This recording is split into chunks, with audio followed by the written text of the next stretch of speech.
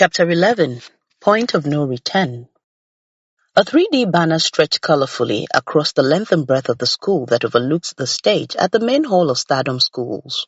The school's purple and black colors enlivened the background. A large image of Bepo laughing gracefully was on the banner, headlined, "For he gave Stardom his very best." It was subtitled, "Memorable Farewell for a Most Committed Principal, Bepo Adewale." Not until the day many members of Stardom's community never knew that Bepo had actually been the shortened form of Adebepo. Confusion and debate concerning his future were over. He and the school had come to terms with the reality that he will depart. The only sacrifice Bepo had to make was to alter his departure date. This will give the management an opportunity to offer him a befitting farewell. He called Emirates Airline to inform them he will shift his flight by a week. For this, he was asked to pay a $100 fine, which the school gladly paid. The farewell program began on a Wednesday with a novelty match between the school team and the staff. The event featured a lot of hilarious fraud, as the games master, Mr Ibe, who was also the referee, ensured the staff win 3-2. Every time the students came close to scoring, he would blow a whistle, citing a mysterious foul play. Even the staff's second goal came via a penalty that weirdly had to be taken 5 times until the 5th player managed to beat Stardom's goalkeeper, Chido, in brackets Chidi. So good was the young goalstopper he had been invited to the country's under-17 team. But in this abracadabra match, no one could really stop Mr. Ibe's voodoo refereeing. After the staff had netted the 3rd goal, 8 minutes to the end, the games master blew the final whistle, swearing the time was up. He had sensed danger that the lads could equalize and was not ready to take chances. But it was all fun as the players capped the game with singing and dancing around Bepo. On Thursday, a debate was held in his honor. The crux was, the arts have contributed more to development of the country than the sciences. Representatives of SS3 opposed the assertion, while their SS2 counterparts proposed it. The opponents predictably sought to win the audience over by exposing the values of science in health, energy, technology, etc. The proponents, on the other hand, inspiringly shook the table by highlighting the fact that Nigeria's arts, culture, and entertainment sector had blessed the country with more appreciable impacts. They cited the fact that Nigeria had not won the Nobel Prize in Science, whereas Professor Wole Soyinka earned the Nobel Prize for Literature as far back as 1986, even long before our opponents were born. The audience roared excitedly, following the ingeniously delivered long before our opponents were born. It was an uppercut.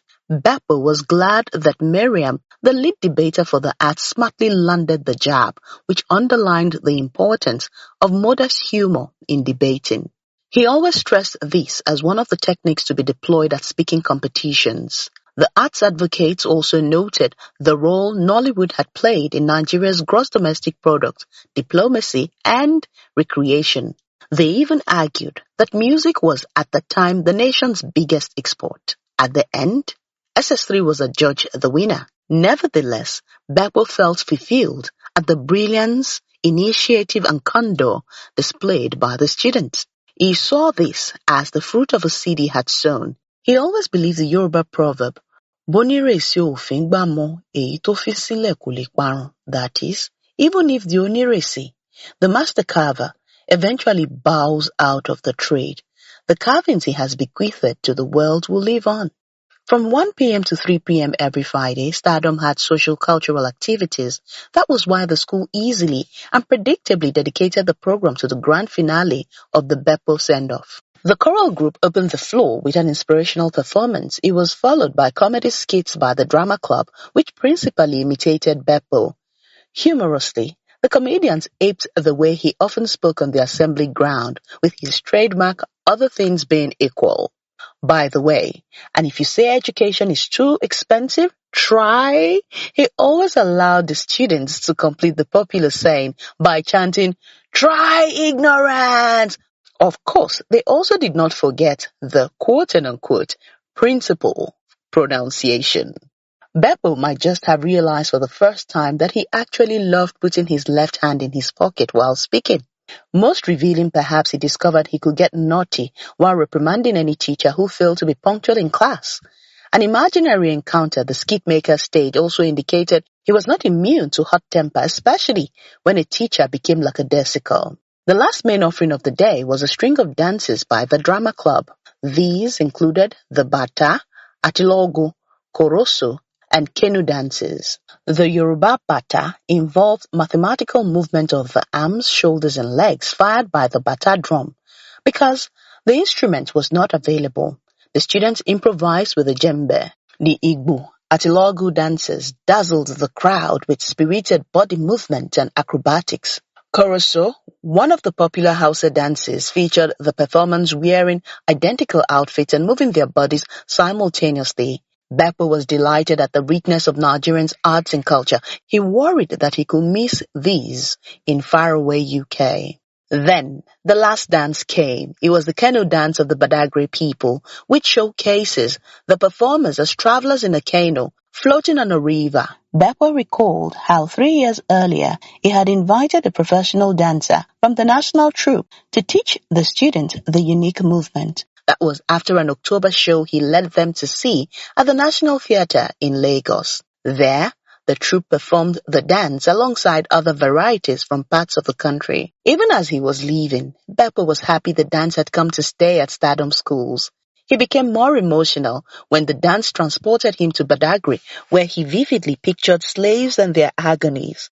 Towards the end of the performance, he saw himself back at the Heritage Slavery Museum, watching a documentary on the inhumane treatment slave masters meted out to the captives, as whips tore the flesh of the naked slaves and blood oozed from their skins. Bepo felt their pains. Greatly distressed, he wondered why nobody stepped in to stop the cruel handlers. A flame of anger began to course through his body as one of the men drew a sword and made to strike a feeble old slave. Bepo stood to his feet and cried out, "No!" Silence dropped on the entire audience. The performance stopped abruptly. All eyes turned towards the principal. Then Bepo came to himself. He had been thinking deeply, very deeply, and had slipped into a dreamy state. The auditorium looked in amazement, wondering what had suddenly come upon the principal. It was Bepo's turn to improvise, and quickly too. He surveyed the many baffled faces and then smiled. "I meant no school could have done the canoe dance better. None. None at all," he said, as the audience applauded. The drummers revived, the dancers picked up their imaginary oars and paddled on in sync with the pulsation of the djembe. In her remarks, Mrs. Ibidun-Gloss expressed deep appreciation to Bepo for contributing what she called an unrivaled quota to the growth of stardom. According to her, Bepo was so impactful, if she had a way, she would not let him leave. But we know that in life we meet to part and part to meet. We can only wish Mr. Bepo success in his new place, his new country. She stopped and turned in his direction. "Mr. Adewale Adebepo, would you kindly step forward?" she asked. As the principal rose from his chair, the entire hall, parents, staff, students, guests, all stood on their feet in ovation.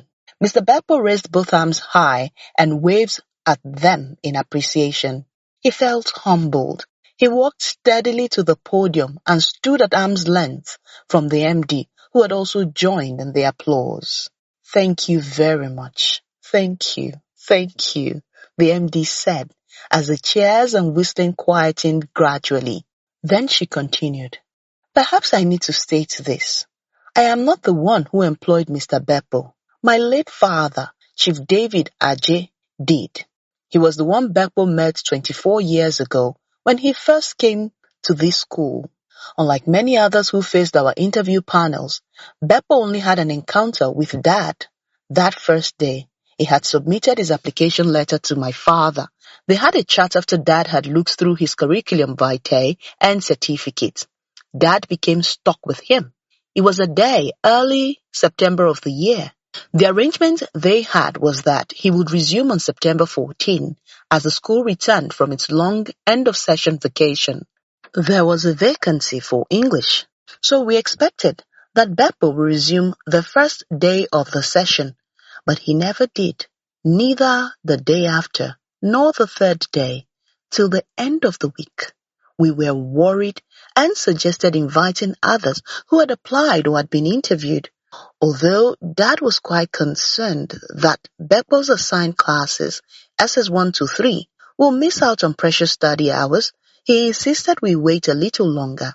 Now, that was quite unlike Dad, who would take no nonsense from any member of staff, let alone leave a class unmanned.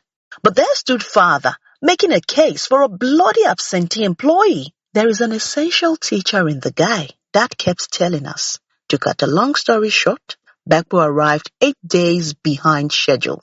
Dad registered his displeasure, of course, but he was glad that Bepo turned up. Now, I must stress, Bepo has, from day one, justified the confidence and faith my dad reposed in him. He has never betrayed that impression of an all-round great teacher which he gave Dad. Teaching flourishes on the pillars of competence, outspokenness, passion, empathy, and morality. Bepo is an embodiment of all of these and other qualities that a teacher may require to build great students. When he joined us, Stardom was still struggling to establish a name, prove itself, and break even. He, over the years, contributed his shining quota towards the realization of the dream, the golden dream, the Stardom dreams. Together, we have taken this school to the mountaintop. Teachers have come, teachers have gone. Principals have come, principals have gone. But Bepo's input is unique in the history of our school. He has a genuine passion for students. He connects well with parents. He understands and does everything to promote the vision of the school. He has, indeed, been a blessing to our business, and that is why I urge every other member of staff to emulate him. Mr. Bepo, it's a pity Stardom and indeed Nigeria is losing you to Britain. We hope you will still find a way to always reach out to your darling student.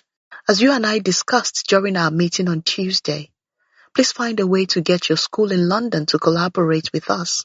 We will cherish it and value the bond and mutual gains. At this point, she turned to the principal.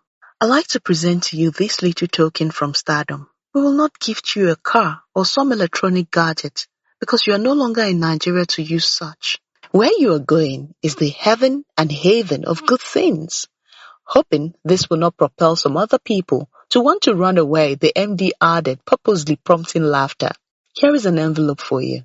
Mr. Bepo moves closer to receive it. As he did, she held out her right hand and clasped his in a solid shake. The duo froze for the historic moment as the school's photographer went click, click, click, click, click, click. Dozens of smartphone cameras joined the race to capture the hour, the minute, and the second when it became clearly clear that Mr. Adewale Adebepo will be seen no longer on the premises. The gift is from management, Mrs. Gloss continued. From the depth of our souls, I may not have to declare how much. How much? How much? Several voices across the hall asked light-heartedly. Amid the din, one voice specifically yelled, 10 billion!